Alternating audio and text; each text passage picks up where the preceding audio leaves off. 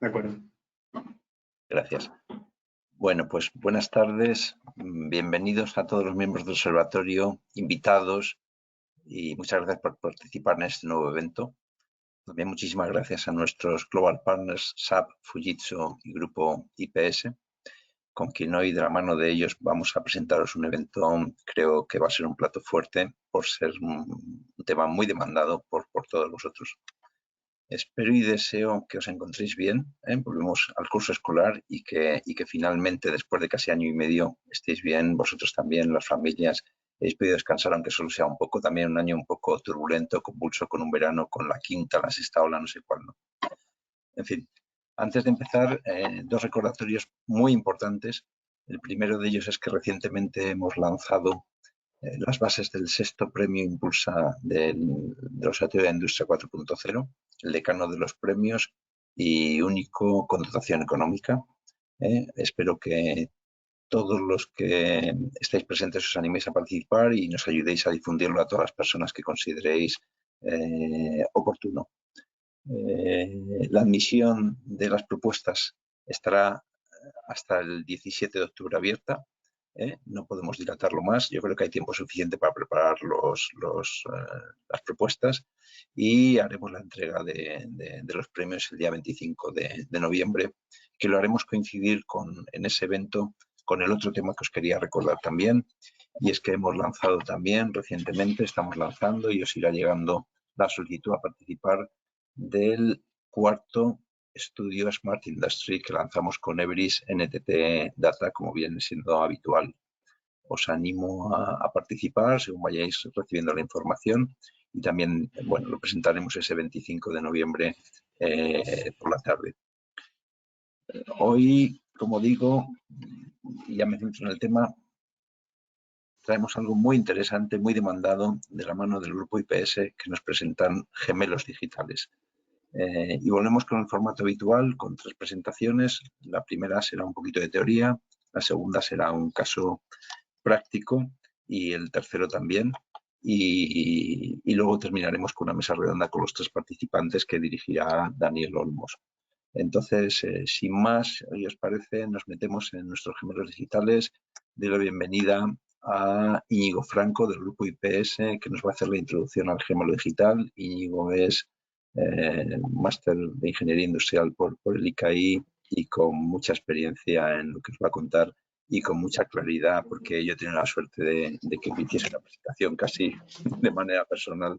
Así que, Íñigo, muchísimas gracias. Te cedemos la palabra y nos desconectamos los demás, si os parece. Las cámaras. Vale. Perfecto. Si me podéis confirmar alguno que veis mi pantalla bien. Vale. Sí. Perfecto, entonces. Bueno, quiero robar un minutillo de la presentación para agradeceros el hecho de que podamos estar hoy aquí, agradecer al observatorio estas sesiones, que podamos tener este tiempo de calidad pues, para ver todas estas tecnologías que nos interesan y que necesitamos saber más de ellas. Y en particular, bueno, a Enrique, a Eduardo y a Daniel por hacer posible esta sesión y al equipo de trabajo, tanto a Sergio como a Karina, por estos días en los que hemos estado trabajando en poder traer una presentación que creemos que va a traer un conocimiento a aquellas personas que no saben tal vez lo que es el gemelo digital, pero también a aquellas personas que saben el gemelo digital, pero tal vez no saben cómo implementarlo o no saben cuál es el uso. Entonces yo creo que va a ser una sesión bastante enriquecedora.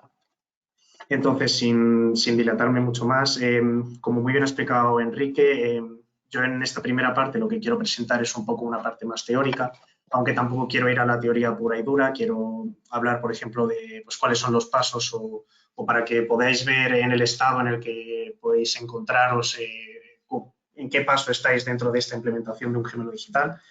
Entonces, bueno, en una primera parte tendremos cuál es esa definición, qué es, qué hace, qué permite, para luego poder después pues, hablar de cómo implementarlo y cuál es la arquitectura que hay detrás, cuáles estas herramientas de análisis que tienen, la performance, y luego ya finalmente pues ir un poco a lo que son las ventajas de tener un gemelo digital, de trabajar con él, sugerencias, es decir, distintas formas de aplicarlo, que también explicaré que al final un gemelo digital es muy amplio, puede ser algo muy pequeño, algo muy grande, al final lo que hay que hacer tiene que ser es algo preciso, en este caso más, a veces puede ser menos. Entonces, esas distintas sugerencias y luego casos de éxito, que aquí lo que haré es una pequeña introducción, un listado de los casos que después pues, presentarán tanto Sergio como Karina.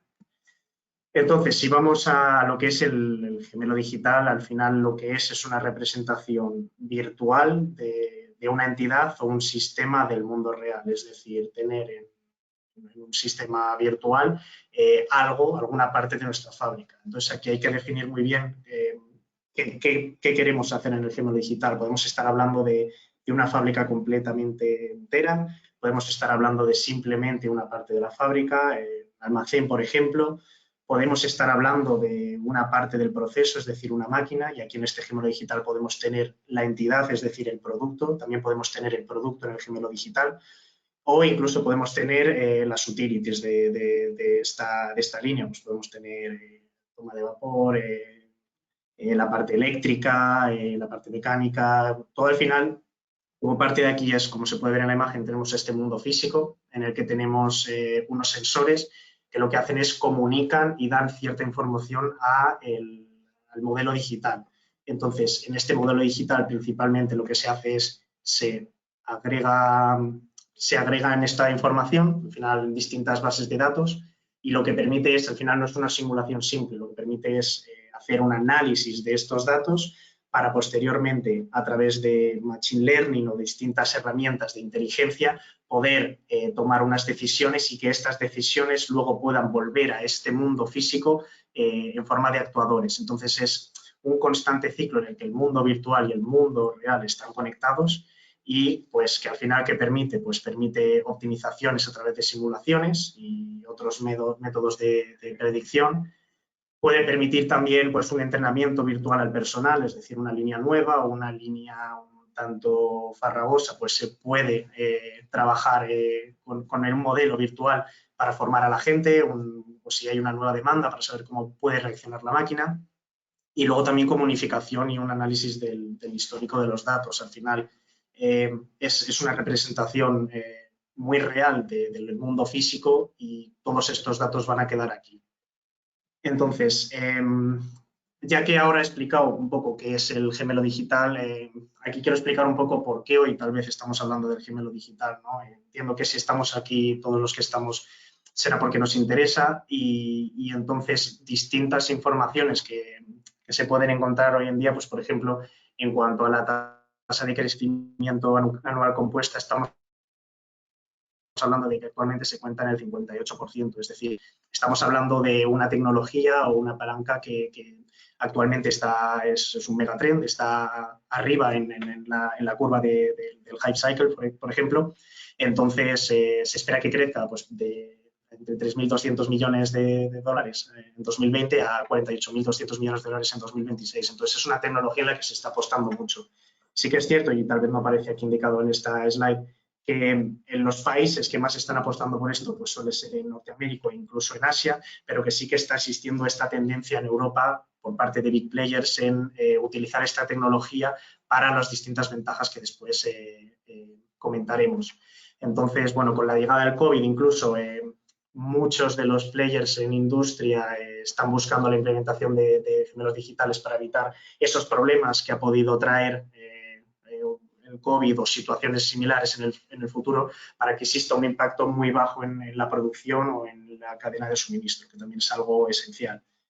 En cuanto a así un poco figuras que son llamativas, bueno, a 2021 donde más se está aplicando el gemelo digital es en la industria del farma, seguido de manufacturing y automoción. En energía y utilities también para hacer un constante seguimiento, para temas de mantenimiento, por temas de sostenibilidad, que hoy en día también es muy importante. Al final esto te da mucha información. Y luego, pues bueno, en otros parámetros como residencial, retail y algo que, por ejemplo, también nos llamó la atención en la agricultura, pues en estos países, como comentaba, de Asia o Estados Unidos, existe una fuerte inyección a estas soluciones para la agricultura, pues, por ejemplo, en sistemas de riego automático, en monitorización de distintas utilities, simulaciones de crecimiento dentro de las granjas. Pues, entonces, estos son uno de los sectores donde más se está aplicando el gemelo digital. Y luego un poco, pues como comentaba, con ese crecimiento del 58% de tasa de crecimiento, se ve más o menos pues que en los próximos años va a existir mucha inversión en el gemelo digital, ya que se ve como una herramienta muy potente. Entonces, también porque ha salido el gemelo digital, y esto irá un poco luego con cuáles son las principales barreras y cuáles son los distintos pasos. Existía una principal falta de herramientas de gestión en la producción anticuadas y no adaptadas a las nuevas tecnologías, y esto al final lo que suponía es un error en la toma de decisiones. Al final lo que hacemos nosotros eran decisiones tomadas por personas, entonces tienen un cierto margen de error, y ayudados de un gemelo digital, que es esta simulación virtual que tiene esa inteligencia por detrás que es capaz de ayudar en la toma de decisiones, pues lo que permite es, disculpadme, lo que permite es que estas tomas de decisiones estén dadas por un modelo que es inteligente. Entonces, al final lo que permite es esa optimización, que es lo que se busca, y con la optimización lo que se busca es ahorros.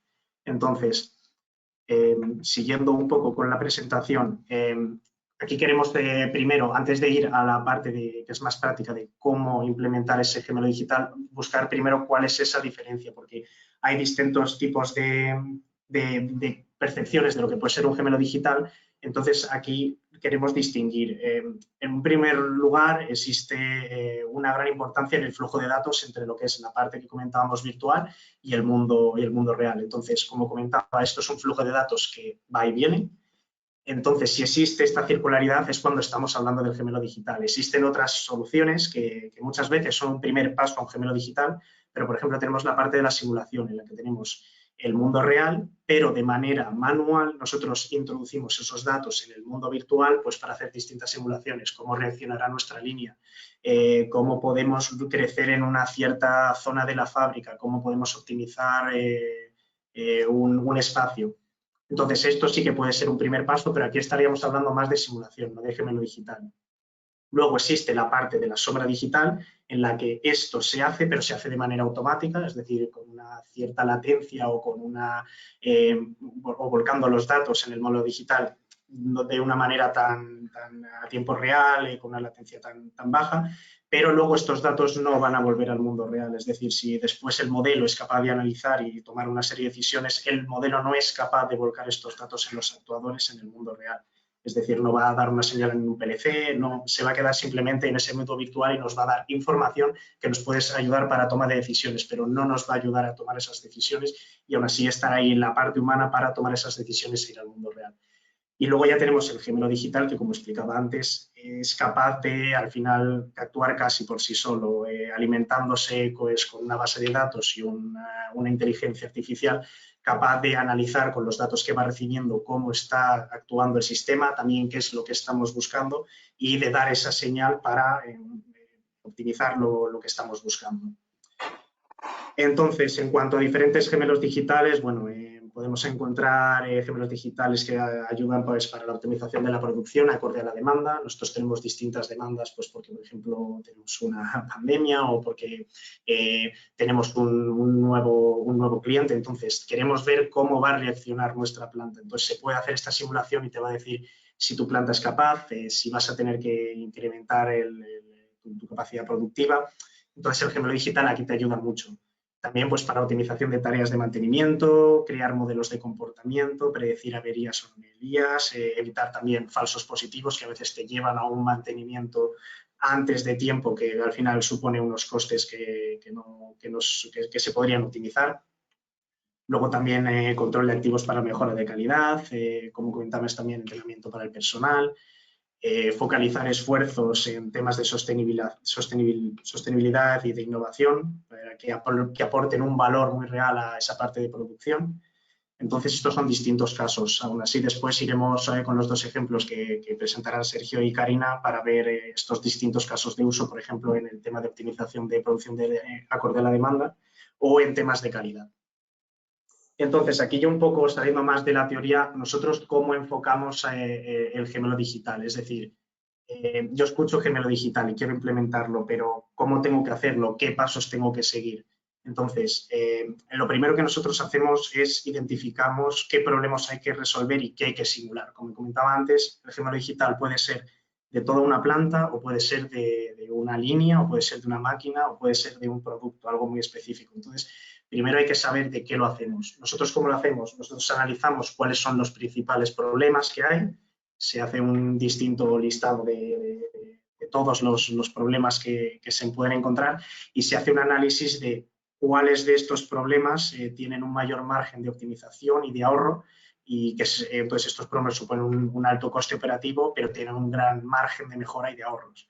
Entonces, a base de esos problemas, de identificarlos, somos capaces de decir, vale, pues lo mismo no necesitamos ir a tener el gemelo digital de toda la planta porque no tengo un problema en esta parte y si aquí lo que vemos es exactamente dónde hay esos problemas y dónde es necesario implementar un gemelo digital para poder optimizar esta parte.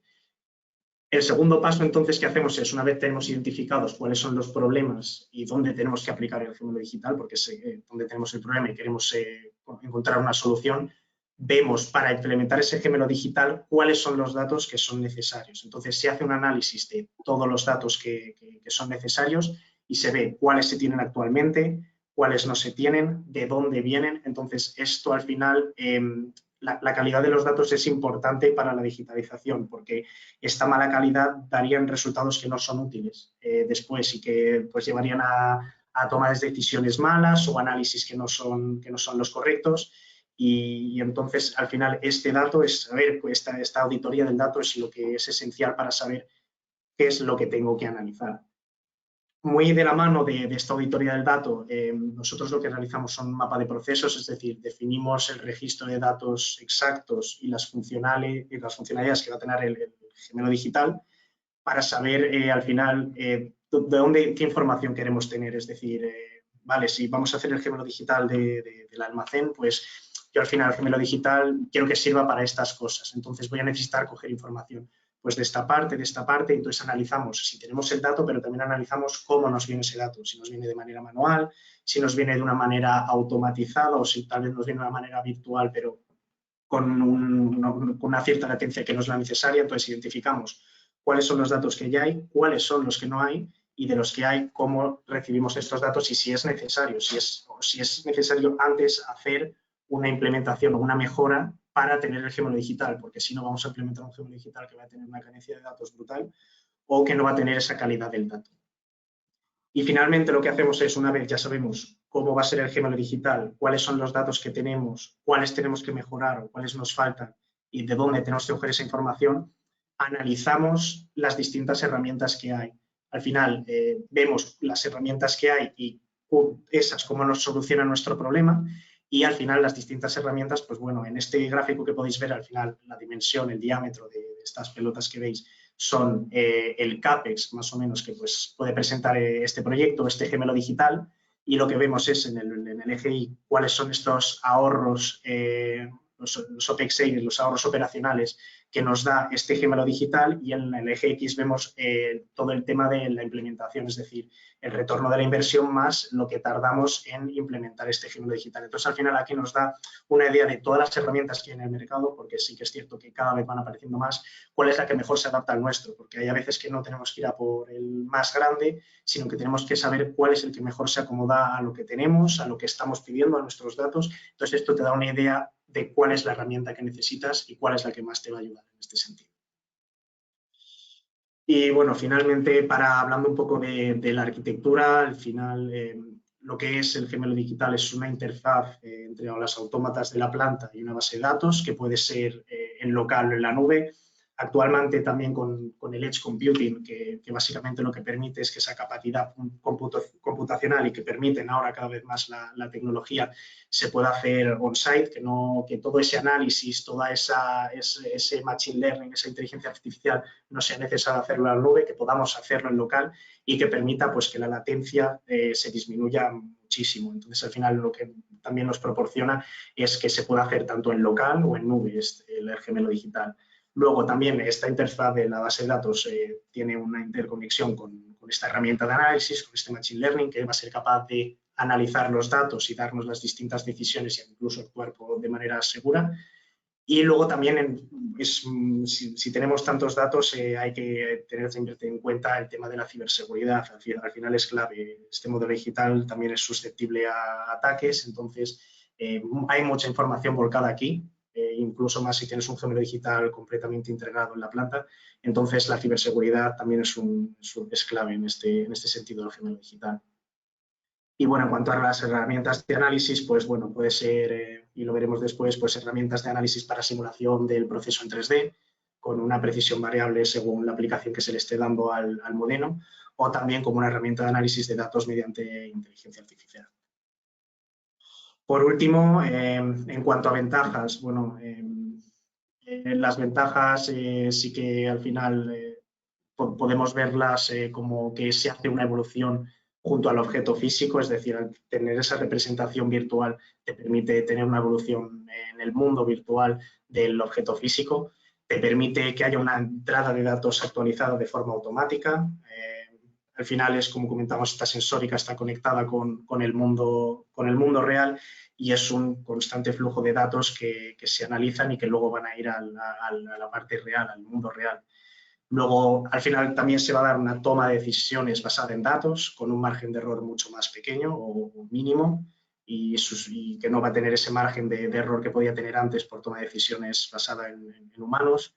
Y luego también la capacidad de actuación sobre el autómata directamente. Luego, además, el modelo digital es muy amplio, te puede dar pues, posibilidad de simulación en muchos casos, en muchos aspectos, como comentaba antes, en mantenimiento, pues era más una parte de supply chain, de logística, más en la parte de producción, sostenibilidad, es muy grande y luego también es bastante escalable.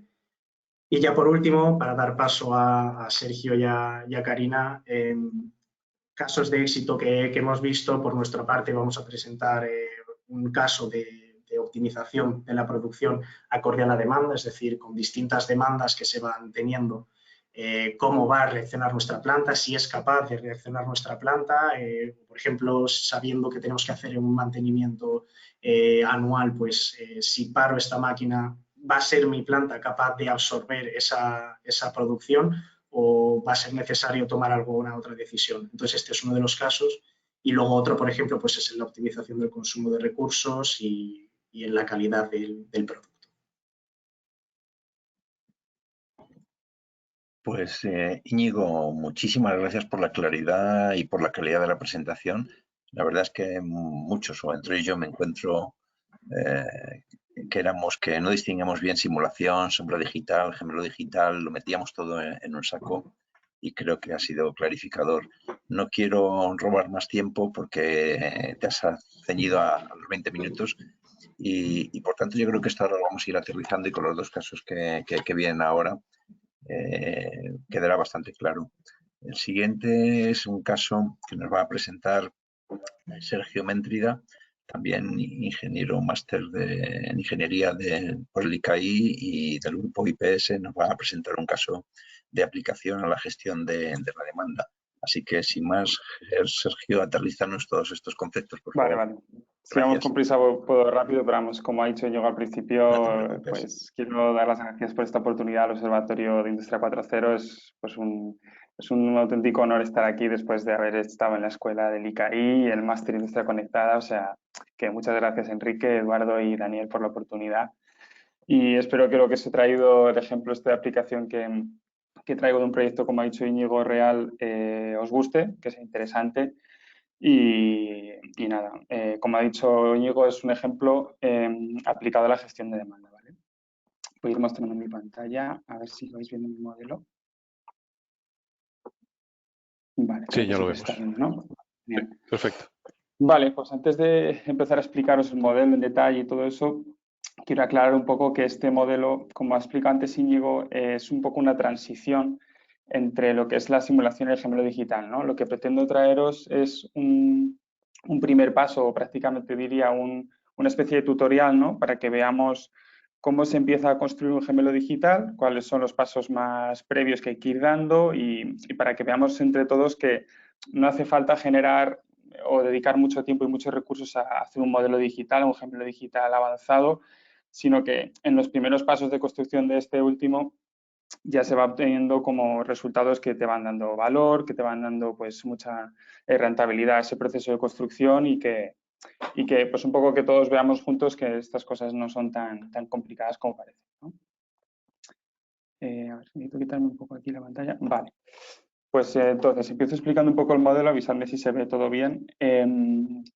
Lo que tenemos aquí es pues, la simulación de unas líneas de envasado en una fábrica, ¿no? Tenemos aquí un almacén donde va a ir apareciendo, en esta simulación lo hemos hecho así, ¿no? Va apareciendo órdenes de pedido, ¿no? Una demanda que va entrando en este modelo. La simulamos también de forma uniformemente distribuida para simular un poco un caso real de llegada de pedidos. Y esos pedidos pues, van llegando en estas tres líneas que vemos aquí, que bueno, que si por ejemplo nos imaginamos que estamos en la industria de bebidas, como puede ser un producto lácteo, hablaríamos de la parte final de packaging o de envasado, por ejemplo, ¿no? Estaríamos, por ejemplo, teniendo una primera línea que envasa en latas, una segunda que envasa en botellas de vidrio, por ejemplo, y la tercera en envases de tipo de cartón, ¿no? Un poco para que os hagáis una idea de que entonces esa demanda que llega, pues se envasa en diferentes formatos. Todos esos productos que llegan aquí envasados, pues llegan a un buffer, ¿no? Donde van a estar esperando a ser paletizados, ¿no? Esta máquina que tenemos aquí, lo puedo ir corriendo para que veáis así vista rápida cómo funcionaría, ¿no? Van llegando los productos al buffer, que en este proyecto este punto era un punto bastante importante porque para este tipo de producto y en este caso en concreto era importante que los productos no pasen mucho tiempo en este buffer, ¿no? O sea, que la paletizadora esté paletizando de forma rápida, pues imaginemos que es porque simplemente es un producto que una vez está en el palet se almacena en una sala blanca y requiere que ese proceso sea lo más rápido posible, ¿no? Y esto, pues lógicamente, está un poco simulando la paletización de productos en un almacén de producto terminado, ¿no? Este es un poco el modelo y ahora lo que os voy a enseñar es un poco cómo estaríamos alimentando este modelo que tenemos aquí.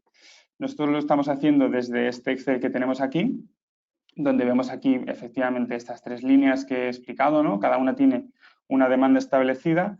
Lo que vamos a hacer en el ejemplo que os enseñamos hoy es una simulación semanal. Entonces, estamos aquí estableciendo de inicio en este archivo la demanda semanal, la planificación de la semana para cada una de esas líneas.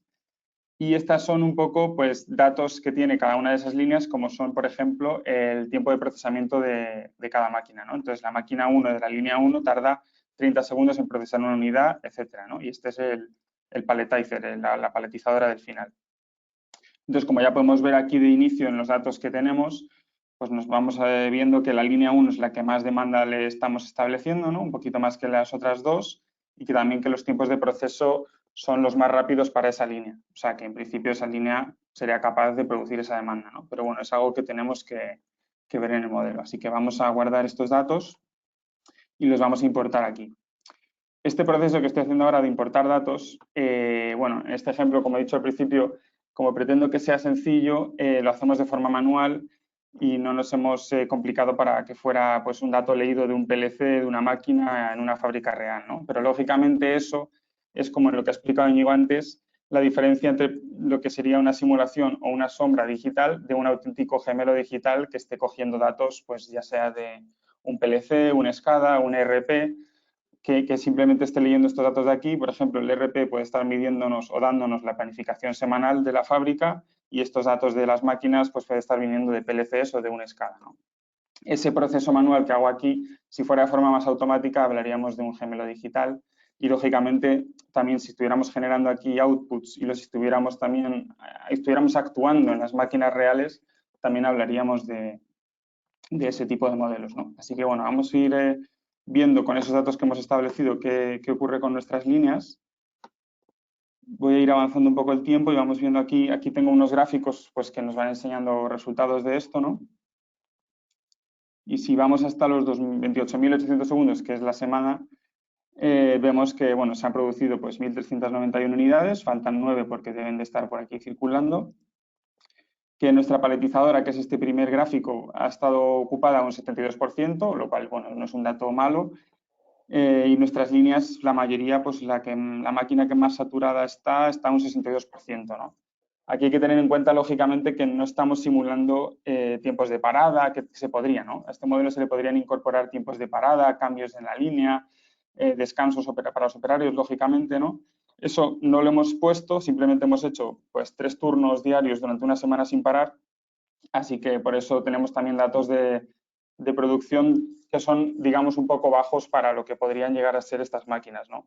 Si estuviéramos hablando de uno estándar en una fábrica de este tipo de envasado, pues aquí hay mucho margen de mejora, podríamos estar ocupando mucho más las máquinas, pero hay que tener en cuenta eso que he dicho de que hay tiempos de pérdidas de calidad, de rendimiento, de disponibilidad que no estamos teniendo en cuenta y que se podrían incorporar, ¿eh? Y esta tabla es un poco en lo que más ahora me gustaría que nos fijáramos, que es eso, como explicaba antes, el parámetro que interesaba mucho, que es el tiempo de espera en el buffer, ¿no? Es el tiempo ese que están los productos esperando aquí para poder utilizar el paletizador. Y vemos que ha habido pues, una unidad que ha tardado 64 segundos y que de media tardan 8,5 en emplear el paletizador, ¿no? Y este gráfico incluso nos enseña cuántas unidades a lo largo de esa semana han estado esperando. Ha habido un momento incluso que ha habido 5 unidades esperando utilizar el paletizador, que probablemente sea esa quinta unidad la que ha esperado un minuto, ¿no? Este parámetro es el que quiero que nos interesemos porque ahora, si vamos a cambiar la demanda, quiero como lanzaros una pregunta a ver quién es capaz de acertar qué va a ocurrir, ¿no? Vamos ahora, como ha dicho antes Íñigo, a simular, y ahora es cuando empieza la parte más entretenida de esto, ¿no? Ir simulando escenarios diferentes a este modelo base que sería como una demanda estándar.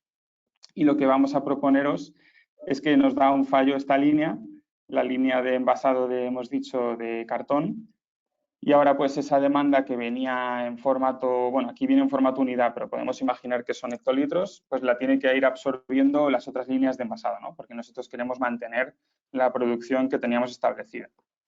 Voy a ir hasta mi Excel y entonces vamos a cambiar esa demanda a 0 y se la vamos a meter a las otras líneas de forma proporcional para que sigamos manteniendo esas 1.400 unidades, ¿no? Este es como un primer escenario, vamos a ver qué ocurre.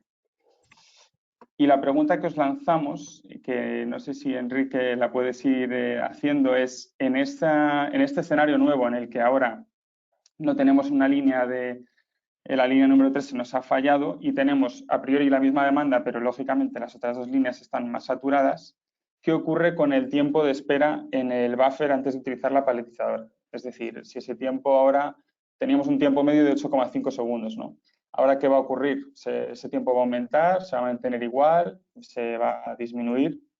Eso es un poco la pregunta. Y bueno, tampoco quiero dar muchas pistas, pero tenéis que imaginaros pues, que ahora la demanda lógicamente es la misma, entonces eso ya veremos un poco en qué puede influir o no en este tiempo de espera. Y ahora hay dos líneas con mucha más frecuencia de flujo que antes y hay una que ni siquiera que no va a producir nada, ¿no? Pues si os A ver parece, quién... procedemos a votar. 5 Vale. segundos, 4, 3, 2, 1. Cerramos. Vale. A ver, es un ejemplo un poco, o sea, para hacerlo más divertido, ¿no? Pero vamos, que a ver quién es capaz de aceptar y quién no. Veo por los resultados que la mayoría de la gente está pensando que se mantiene igual, lo cual, bueno, me parece bastante lógico porque la demanda es la misma, ¿no? Y también hay gente que piensa que aumenta, pues bueno, imagino que porque el flujo que circula ahora es un poco más alto y a lo mejor se amontonan a mayor velocidad en ese buffer los productos, ¿no? Vale, pues ahora si puedo volver a enseñar mi pantalla. Ya tengo aquí el Excel entonces, lo hemos guardado. Vamos a volver a importar los datos de forma así rápida, manual. Muy bien, en principio los tenemos por aquí y pues vamos a ir viendo entonces qué ocurre, ¿no? Deberíamos estar viendo ahora que no hay ningún producto que pase por esta línea y normalmente deberíamos ver pues, que estas líneas ahora, como veis, se tienen que estar empezando incluso a saturar, porque si antes estaban al 62% las tres, si estas dos tienen que absorber este 60, pues van a estar muy cerquita de estar en el colapso, vamos a decir. Si vamos aumentando un poco el tiempo de la semana y llegamos hasta el final, ahora observamos que, igual que antes, la paletizadora está al 72%, eso es normal, porque también aquí no estamos teniendo en cuenta que cada producto se paletice de forma diferente, ¿no? Cada unidad que sale de cada línea de envasado se paletiza de la misma forma, no hay distinción en este ejemplo. Las líneas, como vemos, pues la línea 3 no ha producido nada, una máquina está al 92%, eso sí que es un dato que ya considera cierto riesgo, porque como he dicho antes, no hemos simulado paradas, entonces, estar a 3 turnos una semana sin parar y solo tener un margen de 8% o 7%, hay que tener cuidado, ¿no? Esto ya es como un primer indicativo que nos dice que, cuidado, que cuando la demanda pase de 600 en la línea 2, tenemos problemas, ¿no? O podríamos tener problemas. Habría que a lo mejor estar ahí montando buffer, derivando esa línea de producción a otro sitio, etcétera, ¿no? Esas son un poco las lecturas que va uno sacando cuando va simulando diferentes escenarios. Y sorprendentemente, para más de uno, el tiempo de espera en el buffer ha disminuido y además considerablemente, ¿no? El producto que más tiempo ha esperado 15 segundos, que antes teníamos 1 minuto, ¿no? Y sobre todo la media, que antes era de 8,5 me parece, pues ahora estamos en 2,66. Que bueno, realmente cuando sí que, o sea, os he dado poco tiempo para pensarlo, ¿no? Pero cuando lo piensas un poco tranquilamente, te das cuenta que todo se debe a que aquí ahora ya no existe la casuística de que lleguen 3 productos a la vez en el buffer, que ese es como el peor escenario posible para que la paletizadora tenga que como rápidamente paletizar los 3 a la vez, ¿no? Ahora simplemente viene la misma demanda, como muchos habéis estimado que se tardaría lo mismo, pero lo que ocurre es que solo viene de 2 fuentes diferentes. Entonces, se dan muchas veces más casos en los que hay 1 o 2 productos que lleguen a la vez y eso permite que la paletizadora los vaya cogiendo y en general pues esperan menos tiempo aquí, ¿no? Que es un ejemplo muy concreto de este escenario con este modelo que tenemos, ¿no? No tiene por qué ser siempre así, pero bueno, era como una forma de haceros ver que es haciendo estas diferentes simulaciones en las que vamos viendo que hay resultados que no son a priori intuitivos y que hasta que no te pones aquí a lanzar simulaciones, pues te vas observando cosas de tu fábrica que no esperabas, ¿no? Esto un poco demuestra que este tipo de modelos, que además este modelo es más o menos básico, son una buena herramienta para planificación en cambios de demanda, ¿no? Simplemente os he hecho un pequeño caso, hemos cambiado una línea, pero podríamos estar aquí pues toda la tarde haciendo infinidad de escenarios. Por ejemplo, sé que solo se rompa una línea o podríamos modificar en este Excel los tiempos de proceso y podríamos estar planteando un escenario en el que cambiamos una línea por una que adquirimos, que es nueva, que es más buena, ¿no? Y que procesa unidades de forma más rápida. Oye, pues quiero ver si ahora con esa nueva máquina puedo procesar más unidades, menos, qué es lo que ocurre con mis líneas. A lo mejor incluso pues, nos sorprendemos y vemos que es contraproducente por algún motivo. Es de eso de donde empieza ya el juego de, una vez tienes un modelo construido, pues le vas cambiando un poco los datos, ¿no? Y en ese sentido, ahora ya sí que viene un poco una explicación en la que podemos ir hacia modelos más avanzados y es que este modelo es como un diagnóstico, vamos a decir, un modelo muy básico en el que vamos a modificar datos de entrada y vamos viendo lo que ocurre en la salida, que es un poco pues, estos gráficos de aquí, ¿no?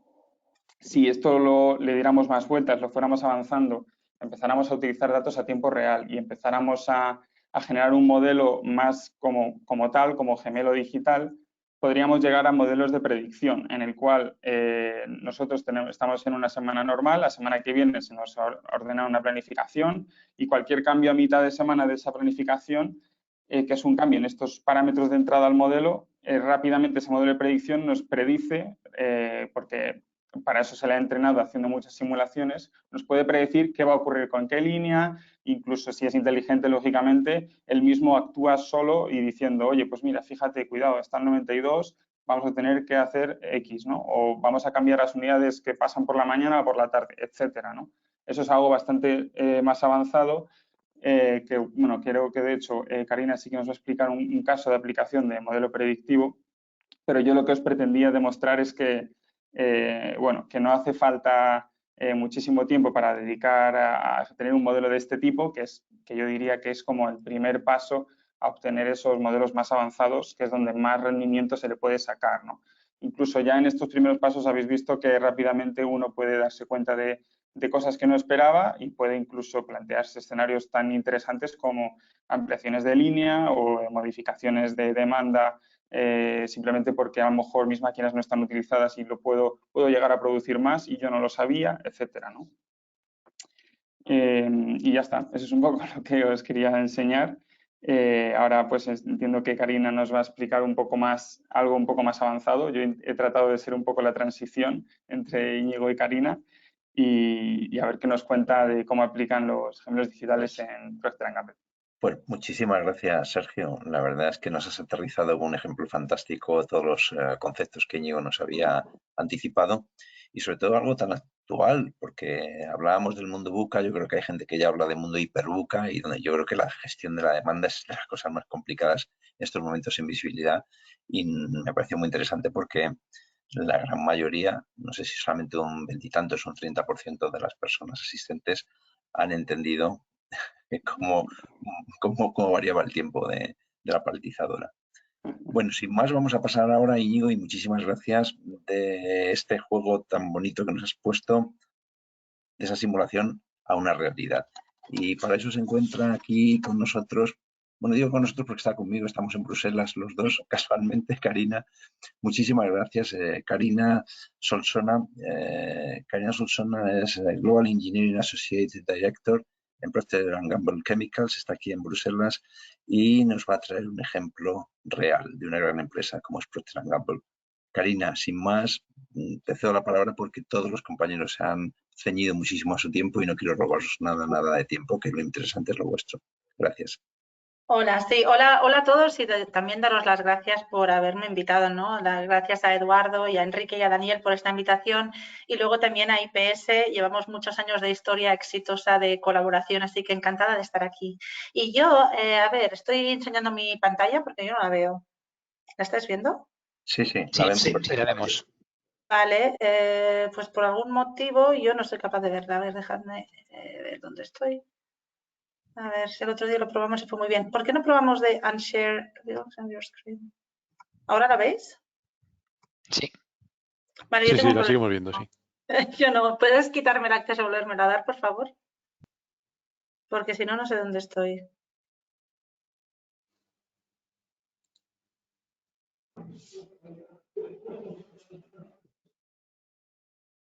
¿Me vuelves a dar, Enrique? Ah, vale. Ahora veo la tuya, perfecto. Si me vuelves a dar acceso.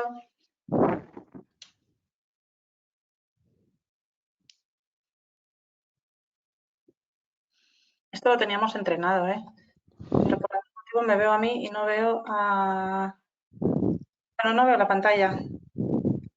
Chicos, no sé si alguien la puede presentar por mí. ¿Me haríais un favor? Me temo que no estamos preparados. No estáis preparados. Hagamos una cosa. Pero si el otro día funcionaba muy bien. A ver, sharing. Show screen.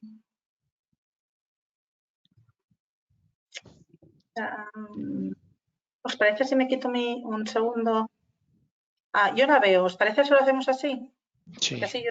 Sí, de acuerdo. Sí, perfectamente. Pues yo lo que os voy a explicar hoy es un caso práctico de la aplicación del gemelo digital en el proceso de la fabricación de los tensioactivos para detergentes que estamos haciendo. Y quería explicaros un poco el marco de la business need, de por qué lo estamos haciendo, cuál es la solución que estamos trabajando, enseñaros algo de los ejemplos de los resultados que estamos teniendo hasta ahora y luego, si me lo permitís, al final compartir un poco los consejos de lo que estamos aprendiendo en este camino.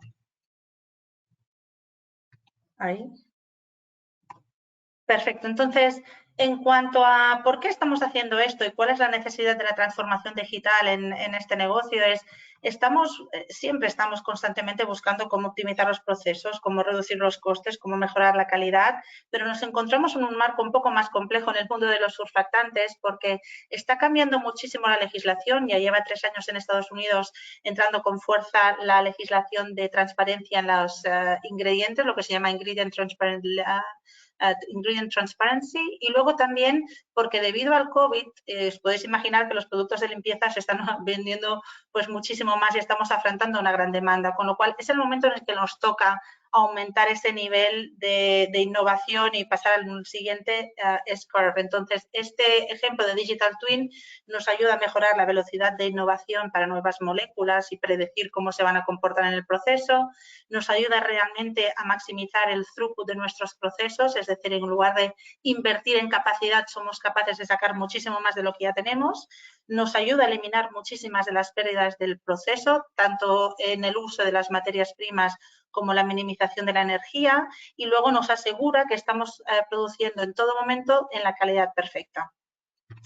Entonces, una de las cosas es que antes de meternos en un proceso de Digital Twin tan complejo, hay muchas cosas que se pueden hacer, que ya existen, que son aplicaciones, que se hacen simplemente desde el mundo de Data Science, que nos ayuda y que ya nos está dando valor. Yo aquí doy un poco la perspectiva de cuáles son los ahorros que nos da la adopción de herramientas existentes para ayudarnos a monitorizar el consumo energético, a minimizar el consumo de materias primas y a realmente estar seguros que estamos dosificando las cantidades correctas en el proceso. Pero lo que realmente da un gran ahorro es desarrollar algo customizado, desarrollar nuestro Twin digital. En este caso, en 11 plantas a nivel global, los savings verificados por finanzas van a ser alrededor de 18 millones de dólares, pero mucho más importante es que esto nos da un aumento de capacidad con los equipos existentes que nos ayuda a ahorrar cualquier inversión de capital o retrasarla para nueva capacidad. Y lo que nosotros estamos haciendo, lo que os voy a enseñar, es una aplicación de Digital Twin que en el lenguaje que ha usado Íñigo es un Performance Digital Twin, que está basado en el modelo, lo que se llama First Principle Model, es el proceso químico. A este modelo que ya teníamos de hace tiempo, que hemos estado usando para entrenar a gente o para buscar settings del proceso o para validar softwares, le hemos añadido lo que le llamamos soft sensors. Soft sensors son algoritmos que nos permiten encontrar unos resultados que no se pueden medir. Por ejemplo, si nosotros queremos que nuestro Digital Twin dé feedback al proceso y tome decisiones, necesitamos saber y poder predecir en cualquier momento cómo estamos funcionando respecto a las medidas, al output measure del proceso. Y nosotros medimos tres cosas. Medimos el color de los surfactantes, medimos el completeness o el rendimiento de la reacción y luego a partir de las nuevas legislaciones que han salido en Estados Unidos y que estamos esperando que salgan en Europa en enero o febrero, medimos también el dioxano. Estos son típicos análisis químicos que se hacen en el laboratorio, que se tarda un rato. Lo que hemos conseguido hacer con estos soft sensors es, a nivel de entender el proceso, crear unos algoritmos de machine learning en el cual se puede predecir, sabiendo el flujo de materiales, la temperatura del reactor, etcétera, somos capaces de predecir el resultado. Y a esto se le une un proceso de machine learning en el que estamos entrenando estos sensores y haciéndolo de una manera muy rápida, como explicaba Íñigo con Edge Computing, que lo estamos haciendo de manera segura debajo del firewall, que es lo que nos permite entender en cualquier momento cuál es el output del proceso con la finalidad de que esto pueda ser un performance digital twin y pueda cambiar los inputs del proceso. Entonces, sin entrando en muchísimo detalle, cualquier pregunta la puedo tomar offline, al final el Digital Twin lo que es un modelo muy detallado, muy profundo, que trabaja con más de un set de datos, entonces con unos cuantos datasets que tienen que ser de mucha calidad y sincronizados a tiempo real, para que sea capaz de tomar decisiones informadas y regular el proceso y cerrar el loop y ser predictivo. Ahora mismo estamos en la zona de predecimos lo que va a pasar, pero todavía no hemos cerrado el loop para hacerlo predictive. Entonces, lo que tenemos es un modelo en el que usamos el software de control del proceso, usamos el modelo virtual de la planta y todas las librerías, todo lo que viene de los datos. Y esto es uno de los inputs para el Digital Twin, con lo cual el Twin tiene el modelo, recibe información a tiempo real del proceso físico, es decir, todos los sensores de temperatura, caudal, etcétera, y luego recibe el input de los soft sensors que hemos creado con inteligencia artificial, que le está diciendo en todo momento cómo está funcionando el proceso. Entonces, a partir de aquí ya estamos en un punto de validación que os voy a enseñar ahora y la única cosa que nos faltaría después de esta larga validación es ver cómo vamos a cerrar el loop para que estos output measures que vienen de Machine Learning sean los que regulen el proceso y lo adapten para estar funcionando siempre al target de calidad, con el mínimo uso de energía, etcétera, etcétera. Entonces, esto es por ahora cómo llevamos los resultados. Si os preguntáis cómo funciona nuestro Machine Learning del Digital Twin, os puedo decir que no es nada fácil entrenar sensores, ni crearlos ni entrenarlos, que hemos tenido que probar diferentes modelos de Machine Learning hasta que hemos encontrado dos que sí que nos funcionan.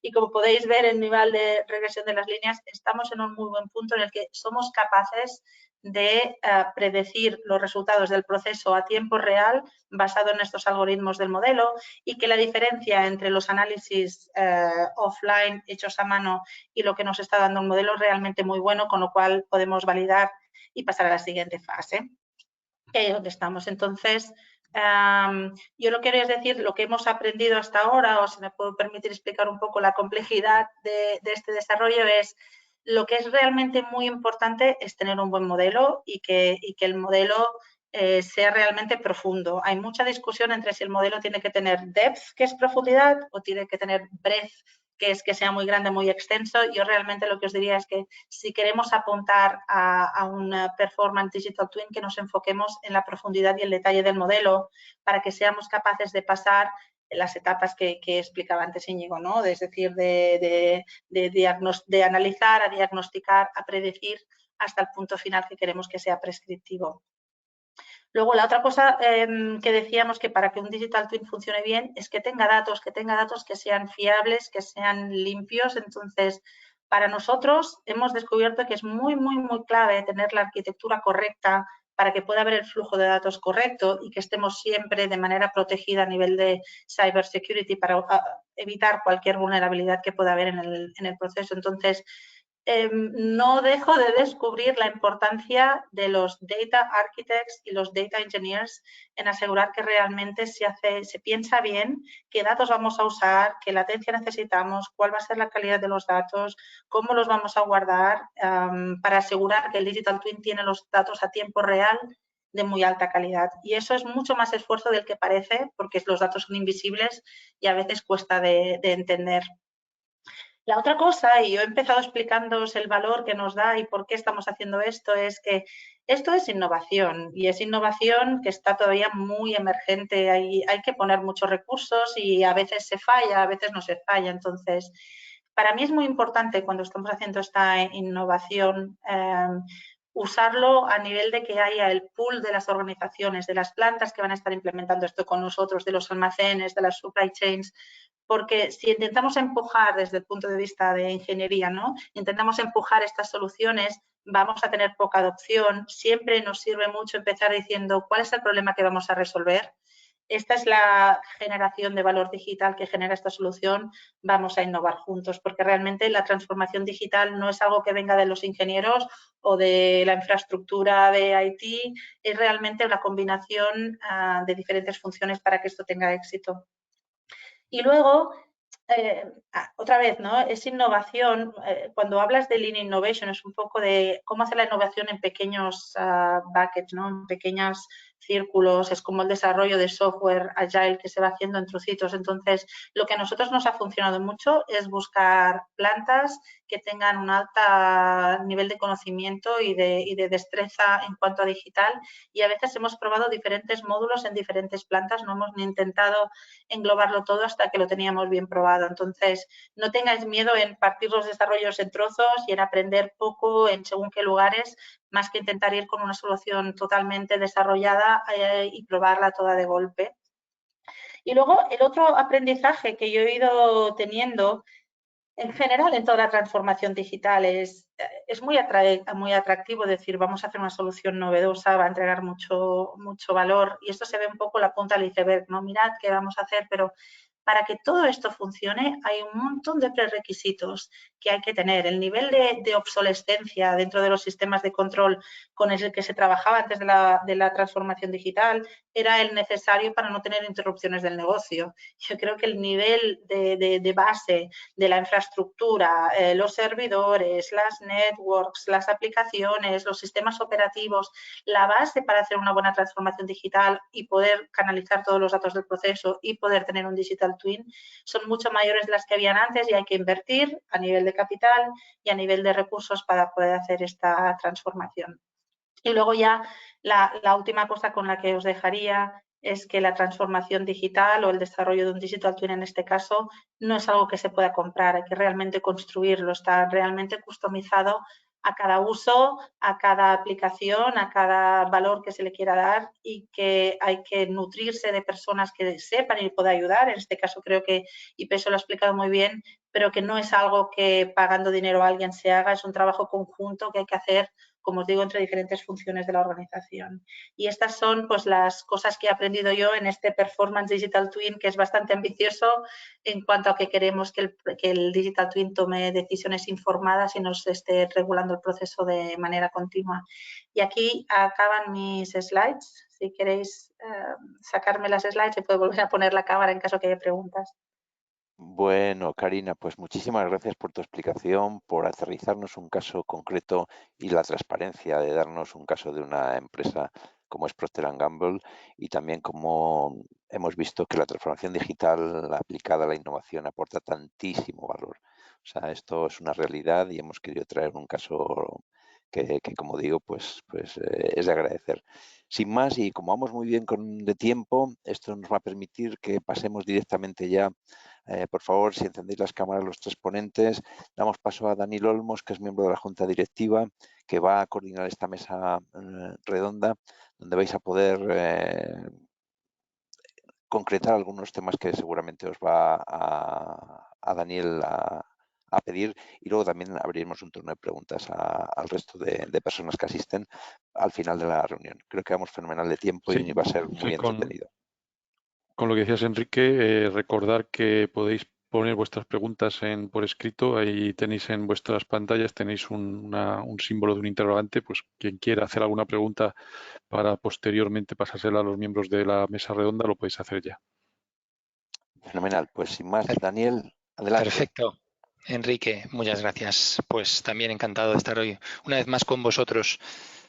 Pues nada, Íñigo, Sergio, Karina, súper interesante, creo que lo ha dicho Enrique, muy, muy interesante para todos. Hemos oído hablar del gemelo digital y habéis explicado lo que realmente es un gemelo digital.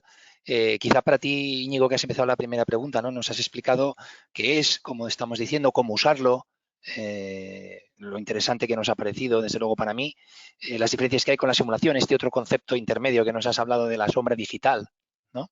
Y todo tiene mucho que ver con el nivel de automatización y de la manera que fluye la información entre el real y el espejo, ¿no? El gemelo.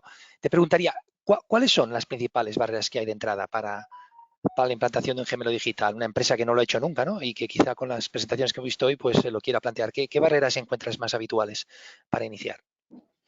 Pues como muy bien ha dicho Karina, por ejemplo, una de las principales barreras que nosotros hemos podido ver o que conocemos se debe a que esto supone innovación emergente, es decir, es algo que está ocurriendo ahora y obviamente tiene cierto riesgo en su implementación.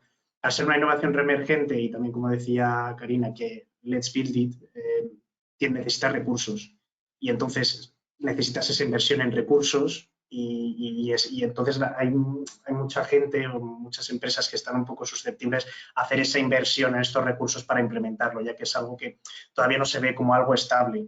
Luego, por otra parte, también existe a veces alguna cierta barrera dentro de la propia fábrica a implementar este modelo. O sea, al final es esencial, como decía Karim, también un apoyo por parte de todo el mundo para que se haga esta transformación digital. Al final no viene simplemente tal vez del departamento de IT o por parte de OT. O sea, al final es algo que tiene que ir en la cultura de la empresa. Tiene que todo el mundo estar apostando por la digitalización.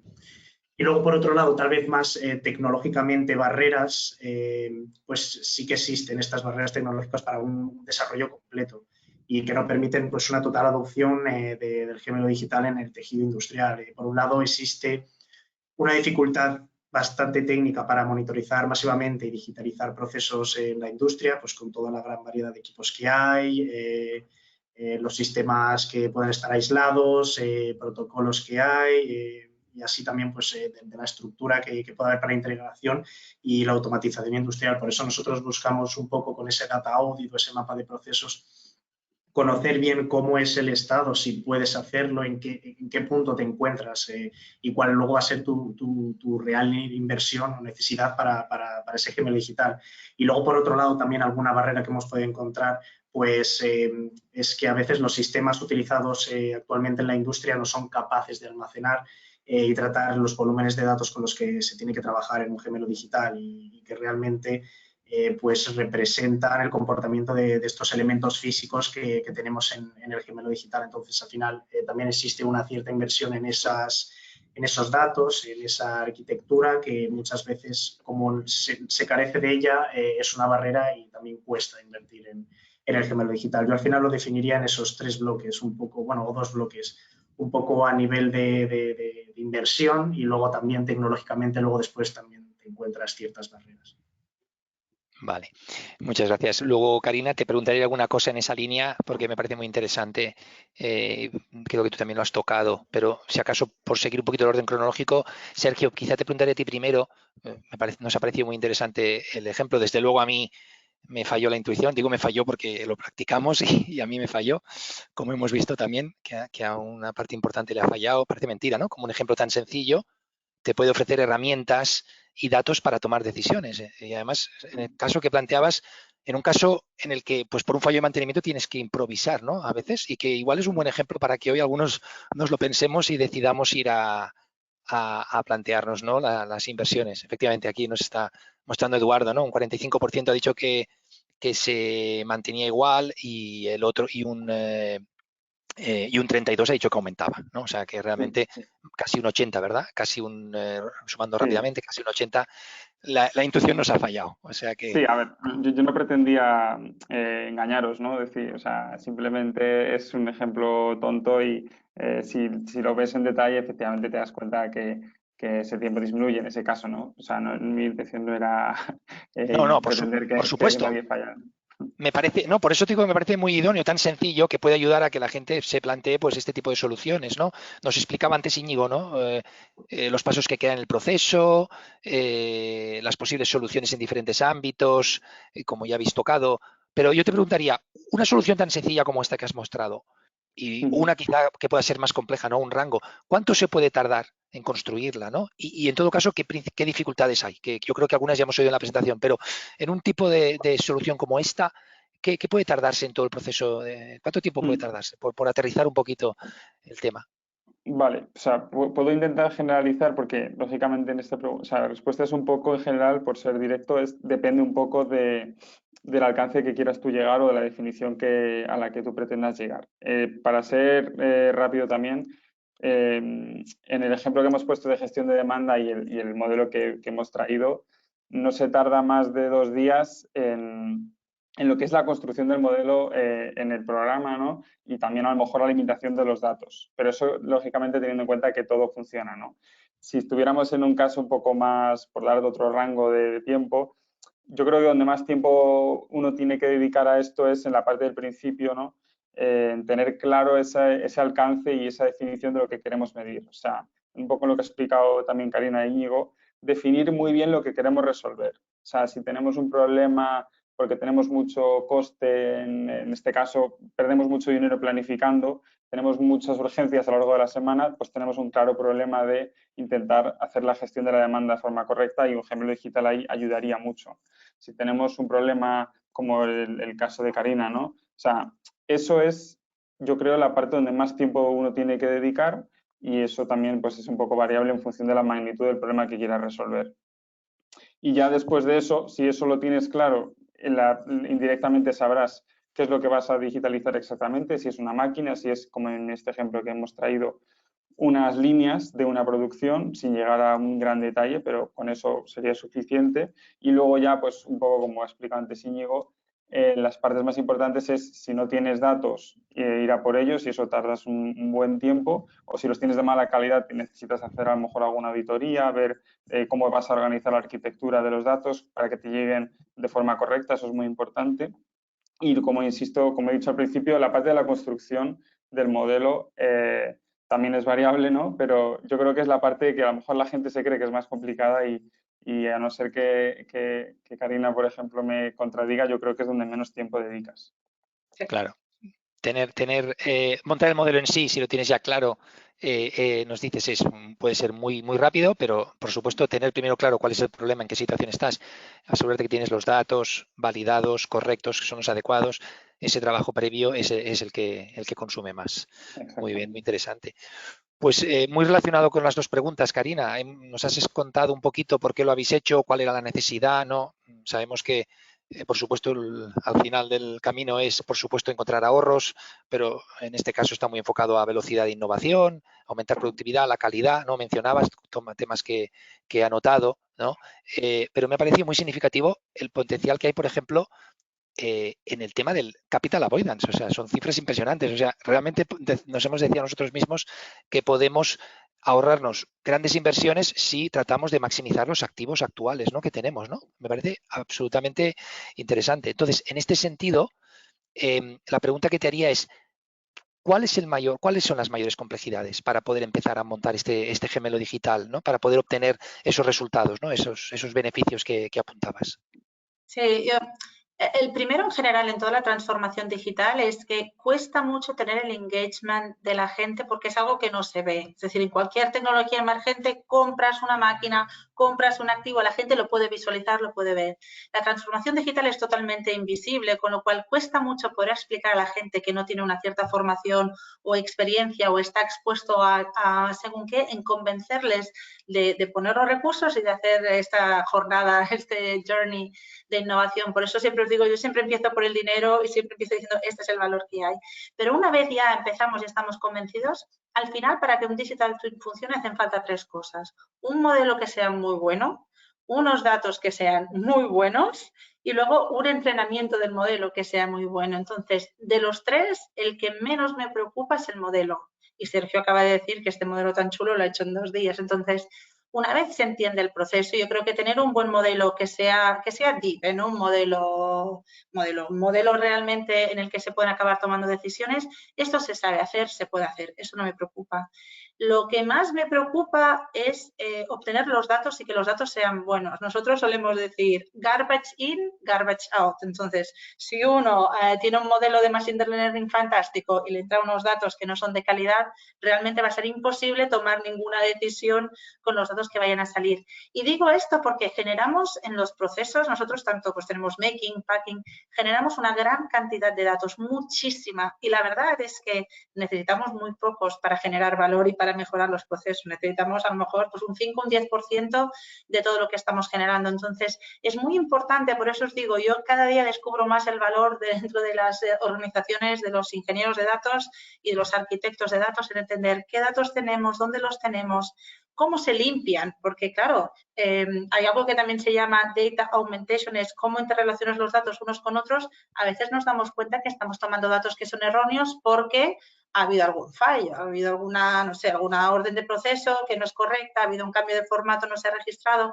se toman datos incorrectos. Yo hice el ejercicio una vez con mi equipo y realmente es muy ilustrador, ¿no? Coger los datos correctos, limpiarlos y luego tenerlos en el lugar correcto en el momento correcto. Parece que no, pero mover datos no es copy-paste como podemos hacer con un Word.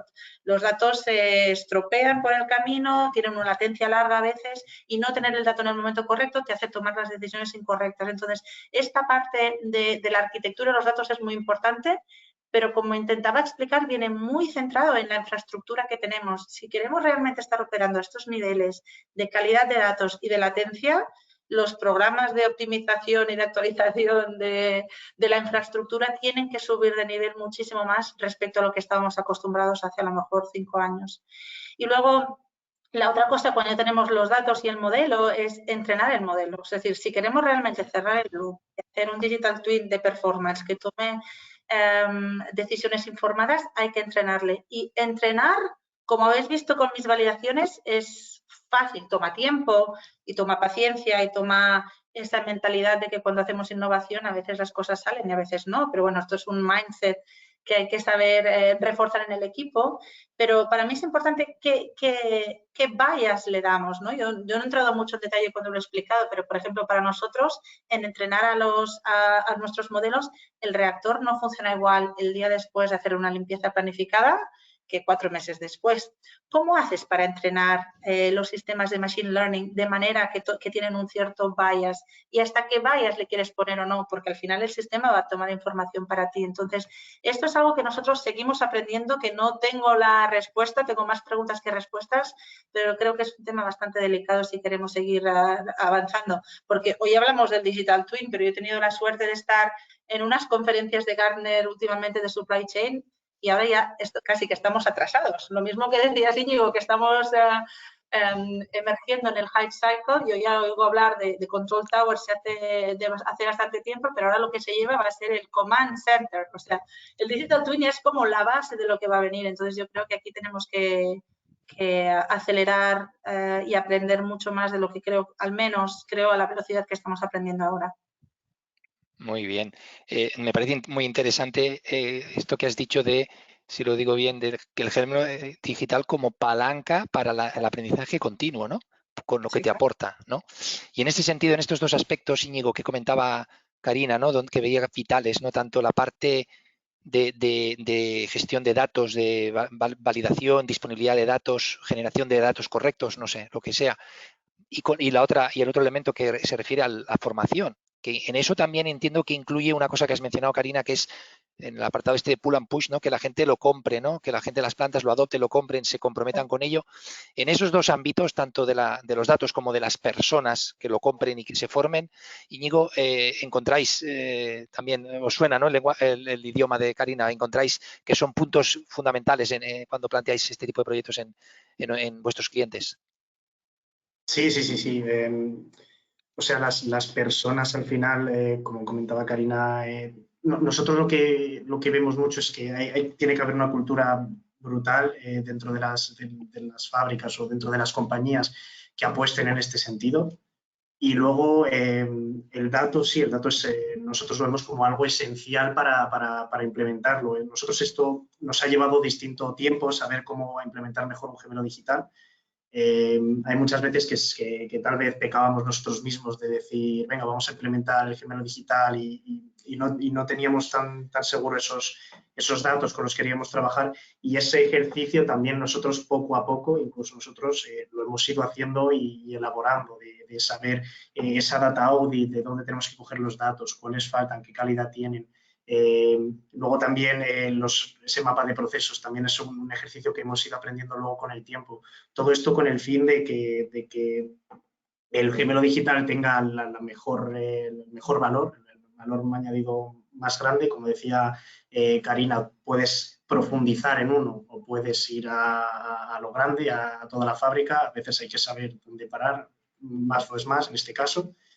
Y luego, sí, es la persona al final, tú le vas a vender el gemelo digital a alguien y le tienes tienen que ver pues esos datos de los que hablaba Karina, cuáles van a ser los ahorros, porque si no, de otra manera lo van a ver pues o como humo o como que es un megatrend, pero necesitan saber que es real y cuáles son los casos de aplicación, cuál va a ser ese potencial ahorro. Entonces, también ese primer paso que hacemos nosotros de ver cuáles son los problemas y cuál va a ser el margen de ahorro que va a haber, lo vemos esencial. Entonces, tanto dato como persona, nosotros aquí, al final lo he dicho antes, son las dos barreras que tenemos, tanto una barrera tecnológica como una barrera humana a la hora de implementar el gemelo digital. Y sí, ahora mismo estamos arriba, la gente pregunta sobre el gemelo digital, tenemos esta sesión y mañana es la base para la siguiente revolución digital. Muy bien. Estaba pensando, gestión de los datos, creo que oímos cada vez más lo has mencionado Karina, ¿no? Los data experts o data, yo he oído data governance managers, es un perfil, ¿no? que va increciendo, ¿no? Que va aumentando, lo tenéis ya totalmente incluido o incorporado en Procter. Lo veis también, Íñigo, también pregunta para ti, para los dos, Karina e Íñigo, lo veis ya como una posición que se ha desarrollado, que se está desarrollando en las empresas, y entiendo que una posición vital, ¿no? Para todo lo que estamos hablando. ¿Cualquiera de los dos? Sí, Didi, ves. No, adelante, Karina, acabo de hablar yo. No, mira, lo que yo, como os decía, lo que no dejo de apreciar cada vez más son los data architects, los data engineers y luego los data analysts. Los tres en cuanto dentro de la organización de product supply, pero luego lo que voy viendo es que las barreras con las organizaciones de IT, de informática, son muy cercanas. En nuestro caso, otra de las zonas donde estamos aprendiendo un montón es en el desarrollo y el governance de aplicaciones. Entonces, en el caso de Procter hemos creado lo llamamos el Center of Digital Excellence, donde tenemos ingenieros informáticos que están desarrollando las aplicaciones y constantemente mejorando las aplicaciones, lo que se llama, ¿no? CI/CD, Continuous Improvement, Continuous Development. Entonces, esto forma parte de la transformación digital y de los prerequisitos de otros proyectos. Entonces, yo lo que me doy muchísima cuenta es que todos estos roles que no existían y a los cuales estamos haciendo un esfuerzo de reclutar, desarrollar un plan de carrera porque no existía dentro de las carreras tradicionales de ingeniería, y luego asegurar un buen plan de retención porque son una gente que trabaja con unos challenges bastante más diferentes que los ingenieros que hacen delivery.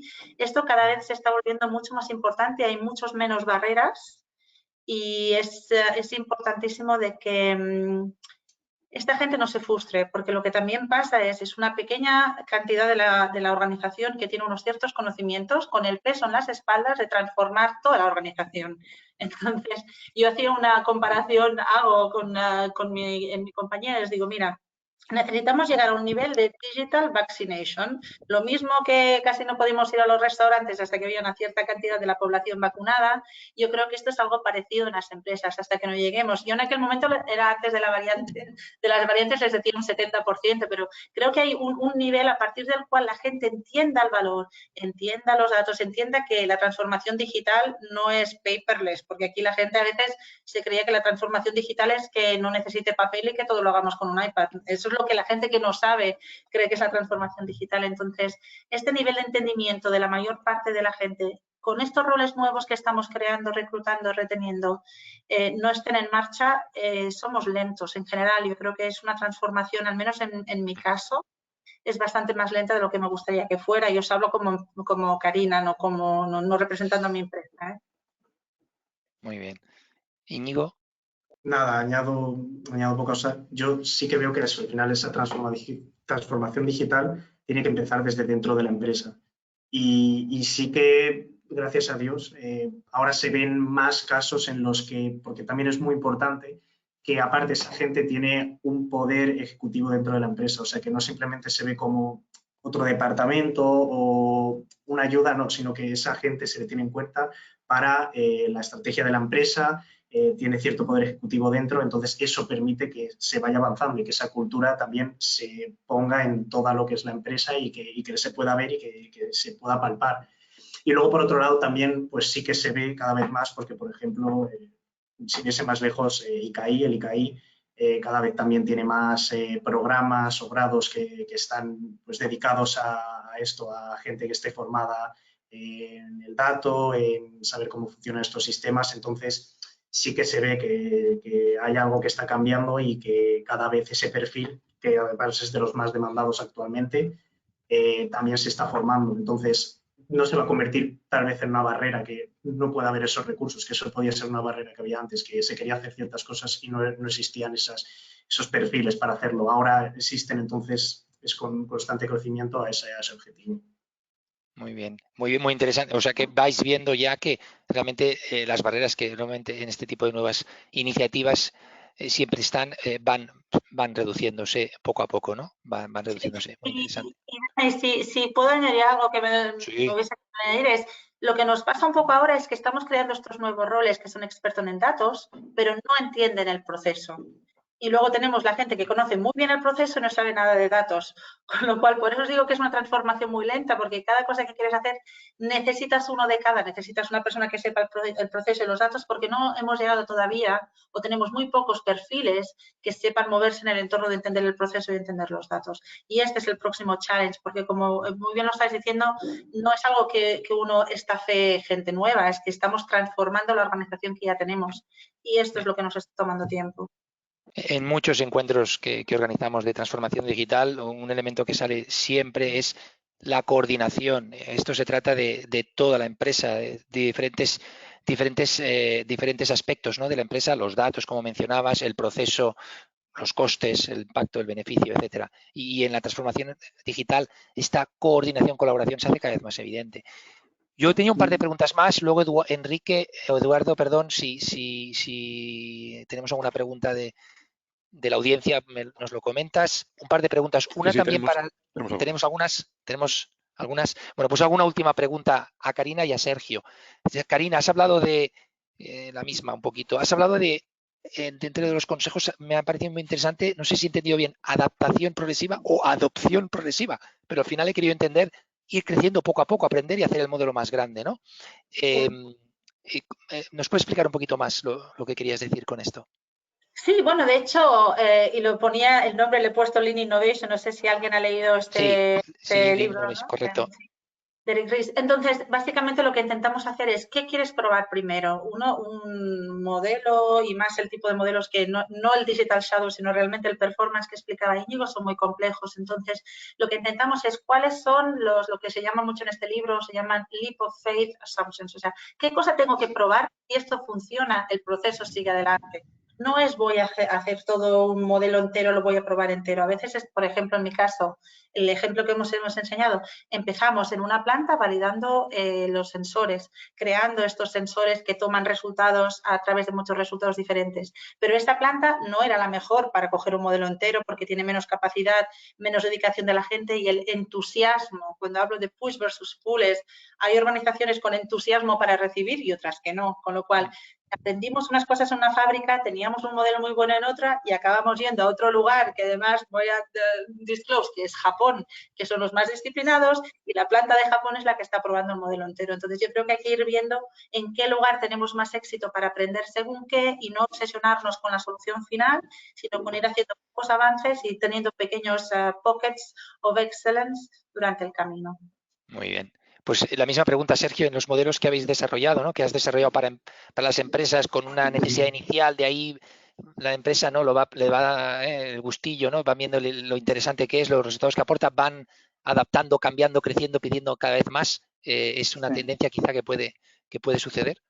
Sí, totalmente. Es justo lo que Clarina ha dado con la clave de, bueno, no solo hay que ir paso a paso, pero eso es muy importante para el tema de la frustración que puedes generar en la gente que está generando eso y que no ve el resultado final de ello y que les tienes que ir motivando siempre, ¿no? O sea, es justo lo que ha explicado Karina. Yo creo que es muy importante siempre, como te decía, creo que es Julio César, ¿no?, dividir los problemas grandes en problemas más pequeños, ir pasito a pasito, avanzando poco a poco. Y además es que es como un poco el ejemplo que he querido mostrar yo hoy, que ya desde el principio vas sacando valor, ¿no? Es una filosofía de trabajo de mejora continua, este tipo de construcciones y transformaciones digitales que siempre van acompañadas con esos procesos de Lean, ¿no?, de intentar llegar a la eficiencia, etcétera, y que eso, o sea, ya desde el inicio deberías intentar al menos transmitir que es una mejora continua, que te añade valor desde el día uno y siempre, como decía Karina al principio, recordar qué es lo que vamos a resolver, cuánto dinero vamos a llegar a ganar o a ahorrar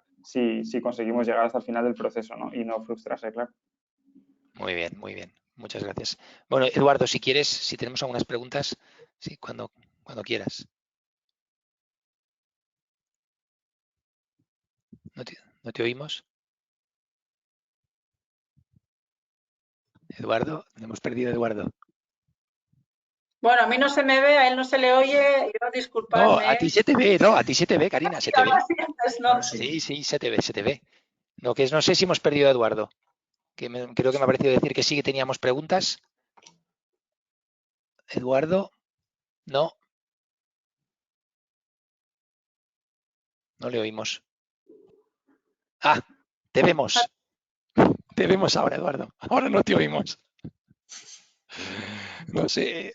Si me puedes hacer llegar las preguntas por el chat, si quieres las hago yo. No sé si te va a costar o va a ser posible. Tenemos todavía 7 minutitos.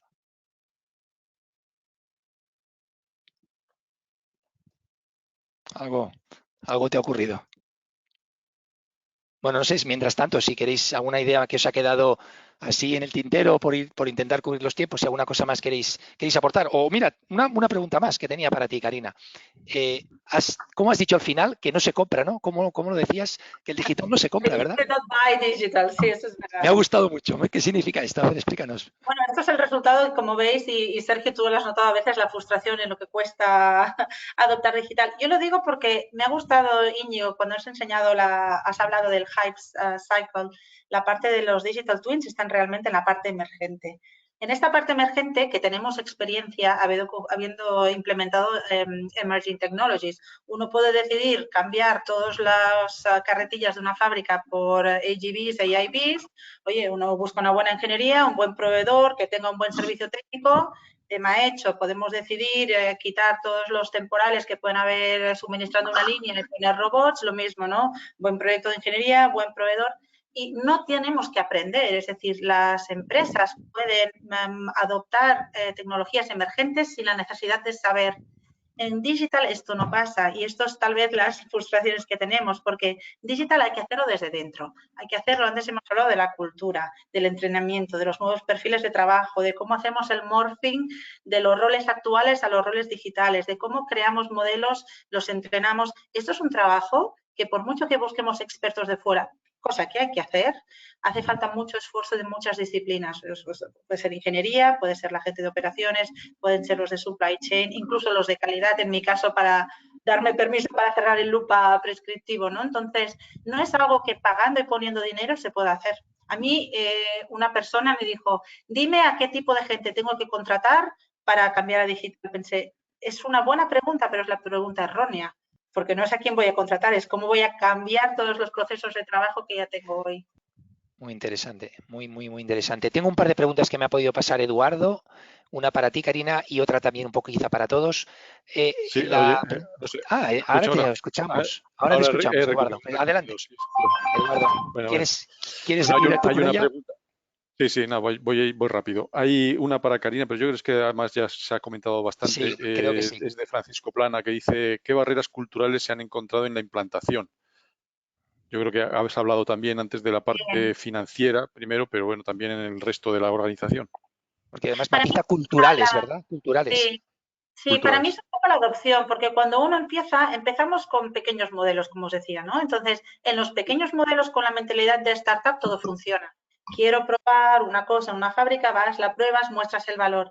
Pero cuando te vas a mover de pilotos y de mentalidad de startup a mentalidad de rollout en una empresa grande como es la nuestra, aquí es donde hay las barreras, porque hay que asegurar de que estos trabajos de adopción, es la adopción de las soluciones que ya están creadas, tienen que entrar en de acción de las plantas, tienen que entrar en el plan de acción de las personas y tenemos que entrenar a quien lo tiene que hacer en saber hacerlo. Entonces, esto creo que es la dificultad. Probar que funciona y aprender no es difícil. Hacer una implementación masiva sí lo es. Muy bien, y hay otra pregunta también para Karina que dice, ¿dónde corre el gemelo digital? ¿En cloud o en Premier? On-premise, ¿no? Perdón, on-premise. Sí. Nosotros ahora mismo estamos trabajando debajo del firewall por temas de cybersecurity y he intentado ser específica con lo rápido que he ido que utilizamos Edge Computing. Entonces, nosotros tenemos dos tipos de arquitectura.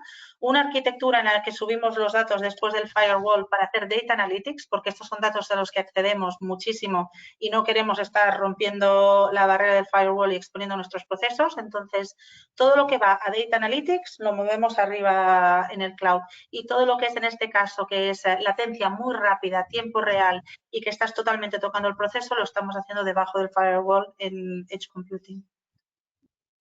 Muy bien, y ya una última, que bueno, sería quizá más bien para Íñigo. ¿Tiene que haber algún equipo humano que vaya comprobando si lo que va devolviendo el gemelo digital se corresponde con la optimización del proceso real? Bueno, al final el gemelo digital, o sea, no es simplemente que tú ves lo que está pasando y, o sea, no es esa simulación, al final el gemelo digital tiene detrás una inteligencia, tiene esa inteligencia artificial, ese machine learning que tú has ido entrenando, como iba diciendo Karina, tú vas entrenando, tú vas haciendo tus primeras partes y al final ese modelo con unos datos brutales con un histórico muy largo es el que lo va haciendo. Sí que existe, al final es como, no es un dashboard, pero bueno, tienes una interfaz en la que tú puedes ver el gemelo digital y puedes estar comprobándolo, pero normalmente durante todo ese entrenamiento, durante toda esa implementación, sí que estás seguro de que va funcionando bien y luego ya después este gemelo digital es capaz de trabajar más autónomamente y de hecho va con una toma de decisiones mejor de lo que lo podríamos hacer nosotros, la verdad. Muy bien, pues creo que no hay más preguntas, así que le pasamos la palabra a Enrique para que cierre el evento. Muchas gracias. Pues muchísimas gracias, Karina, Íñigo, Sergio, por vuestras presentaciones. Felicidades, nos habéis aclarado muchísimo todas esas dudas con las que partíamos en un tema tan candente. Eduardo, Daniel, muchísimas gracias por toda esta coordinación. No hay nada que la tecnología, como veáis, no haya podido solventar. Por un camino o por otro hemos terminado bien y en hora. Y daros las gracias especialmente a nuestro Global Partner, el Grupo IPS, porque nos ha traído hoy un tema absolutamente candente. También dar las gracias a Fujitsu y a SAP, nosotros dos Global Partners. Terminar con el recordatorio con que he iniciado la sesión, de que ya hemos lanzado las bases del sexto premio Impulsa. Por favor, la admisión de propuestas está hasta el día 17. Hay premio económico para los ganadores, hay dotación económica, es el único y es el decano de la industria conectada. No lo dejéis para el último día, por favor, ayudarnos a difundirlo. Recordaros también y animaros y solicitar vuestra colaboración con el lanzamiento del cuarto estudio Smart Industry. Ambos dos hitos los presentaremos, como os hemos comentado, en noviembre. Y finalizar diciéndoos que os espero y espero que todos estéis presentes y tengáis un hueco en vuestra agenda para el 21 de octubre, que hablaremos de algo también absolutamente de hoy, el hidrógeno verde, algún tema apasionante. Sin más, agradecer vuestra presencia, cuidaros mucho, hacer grandes cosas y mientras las hacéis, disfrutar. Muchísimas gracias. Muchas gracias. Muchas gracias. Gracias. Hasta luego. Adiós. Adiós. Gracias. Adiós.